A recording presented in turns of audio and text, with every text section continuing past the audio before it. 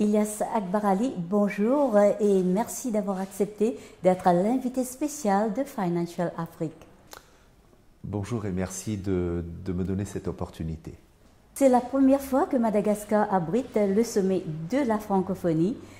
Quel profit peut tirer Madagascar de l'organisation de ce sommet et dans un même élan, que doit faire Madagascar pour attirer davantage d'hommes d'affaires? Ce sommet de la francophonie est une opportunité pour Madagascar parce que ça permet à Madagascar de montrer ce qu'est le pays, la population, la diversité, la richesse. Et aussi, ça permet aux entrepreneurs, puisqu'il y a beaucoup d'entrepreneurs pendant ce sommet qui sont là, ça permet aux hommes d'affaires malgaches de faire des contacts, des discussions, des échanges qui peuvent peut-être déboucher à des partenariats. Tout à fait. Vous êtes présent dans 6 pays francophones africains, M. Akbar Ali. Quels sont vos projets sur le Maroc, la Côte d'Ivoire et le Sénégal, des pays francophones dont l'économie est en croissance? C'est vrai que notre groupe est international. Nous sommes présents au Maroc, nous sommes présents à Maurice. Là, nous sommes présents, nous venons de signer un contrat au Gabon. Nous avons participé à un appel d'offres en Côte d'Ivoire et d'ailleurs nous allons bientôt ouvrir une structure. Nous avons actuellement un projet qui est en pleine discussion au Bénin. Nous avons fait des contacts avec le Burkina Faso, le Mali, la Guinée-Conakry pendant notre dernier roadshow.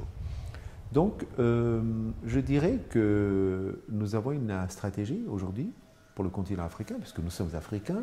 Nous voulons dupliquer certains de nos projets que nous avons déjà réalisés et réalisés avec succès à Madagascar.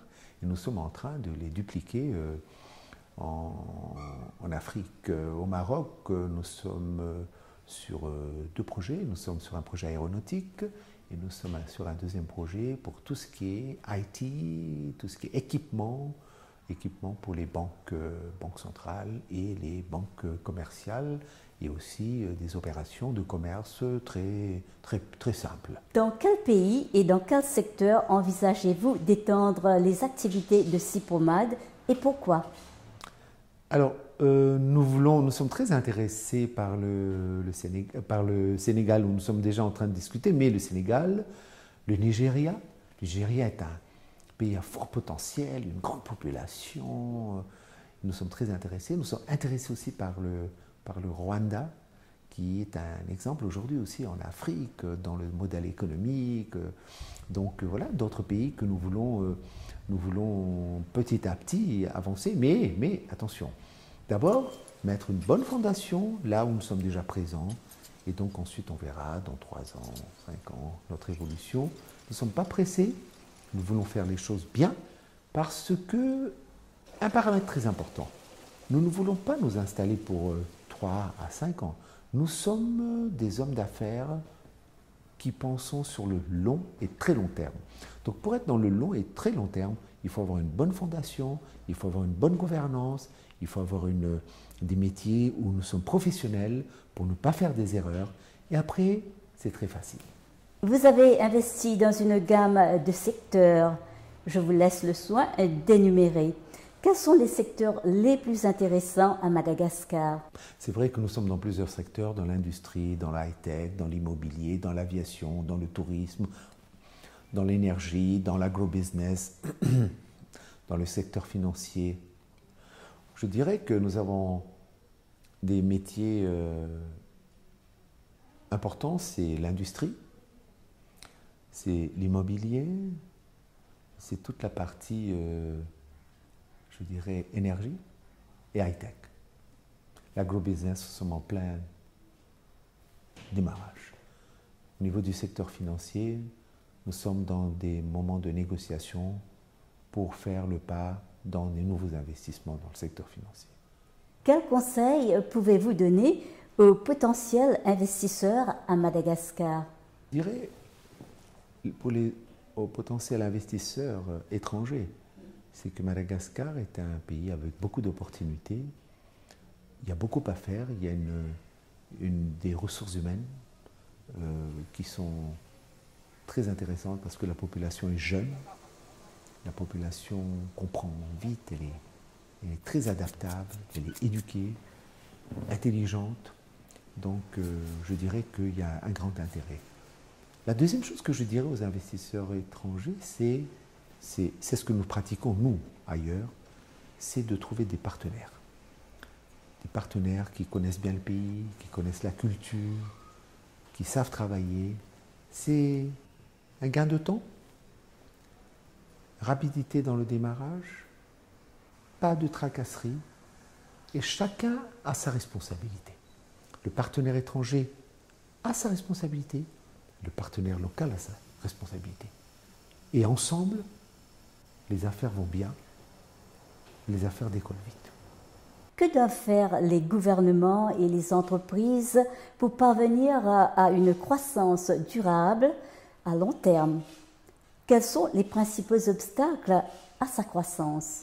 Ce que doivent faire, donc je parlerai d'abord de l'administration, c'est de créer un environnement qui soit positif, mettre en place une bonne politique sur le plan des taxes, sur les avantages que nous pouvons avoir en investissement.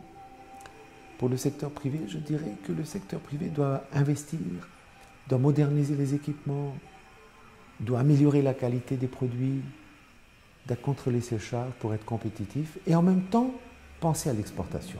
C'est le conseil que je peux donner maintenant. Il y a bien sûr des obstacles. Dans tous les pays du monde, il y a des obstacles.